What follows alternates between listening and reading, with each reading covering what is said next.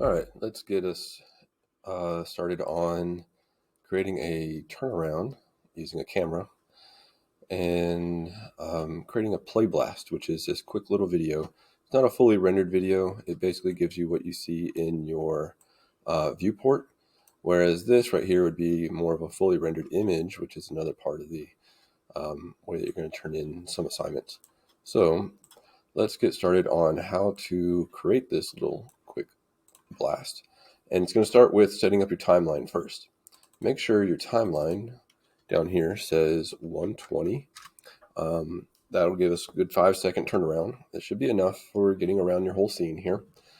Now we're going to get into what mode you have to be in. Typically we're used to being in modeling mode so far. We're going to move this to animation mode because there's some settings up here that change that we're going to need access to. Let me get rid of the things that I have here, and let's take a look at my perspective view. Okay, and I want to go to curves, this tab right here, and hit circle. I'm going to expand this and make sure it's wide enough that you can actually see everything that you want to see. And next step I'm going to go to is create on the top menu. I'm going to go to cameras, camera. And now my camera is right here in the middle. And while that's still selected, I'm going to shift and select my NURB circle right here in the outliner. And what I want to do is go to this other option for constrain. If you don't see that, it's because you're not in animation mode. Make sure you're in animation mode, go to constrain, motion paths, attach to motion path. Now it snaps over here, and if I play, you'll see that it also animates around. It's going to be circling around the middle of the circle here, or whatever's in the center. So you want to make sure that you can adjust your circle as needed. Now, let's take a look at what my camera actually sees. I'm going to go to this double view here. And right here in my panel, I'm going to go to Panels, Perspective, Camera. So now I'm seeing what my camera sees. So if I scrub left to right here, I'm seeing what it sees. If I play, it wraps all the way around. It's kind of wobbly. You watch again, kind of wobbles because this circle is made up of a bunch of sections, but not enough sections. I'm going to add to it. So with that circle selected, select it there. I'm going to go to Make NURB Circle in my attribute editor, and I'm going to change the sections here to 60 instead of 8. And now when I play, it's much smoother. It looks much nicer that way. And then my angle is not quite what I want. It's not ideal. So I'm going to move this whole circle up. And so with that selected, I'm going to hit W and move this up a little bit so it changes my angle.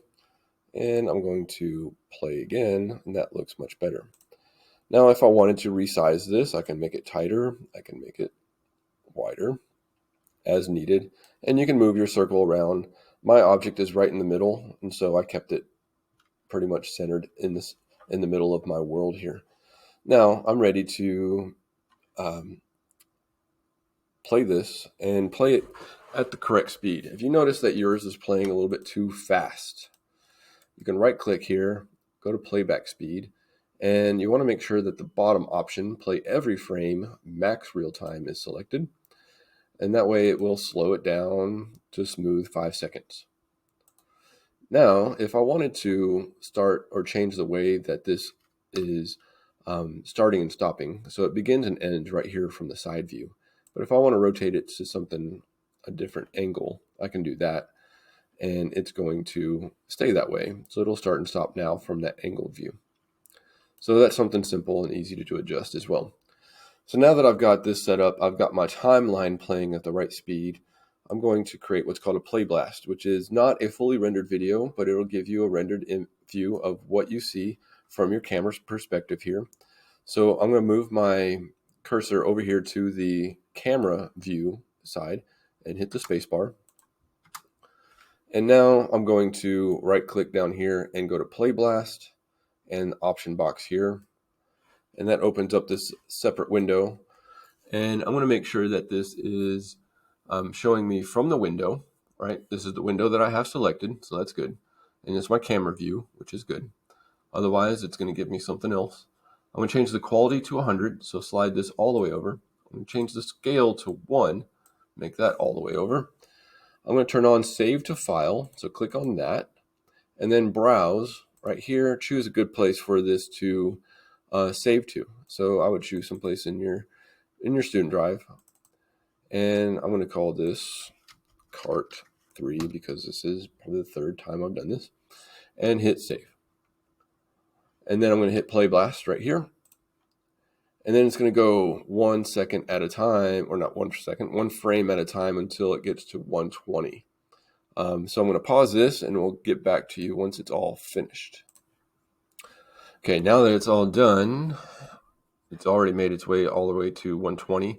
It pops up this media player and it's going to play through my animation. It kind of pauses here, needs a buffer, and then it finishes. You can play it again, make sure that it plays nice and smooth. So again, it's not like a fully rendered view, but it gives you a good taste of what your materials, what your objects look like. It's a good way to kind of get a test and feel for what the scene is going to be about. So all that is there, and it should be saved in the folder where you dedicated it to. And that is pretty much it. These will not submit to Schoology, so we're not going to do that. And check the instructions for how to turn these in. See you next time.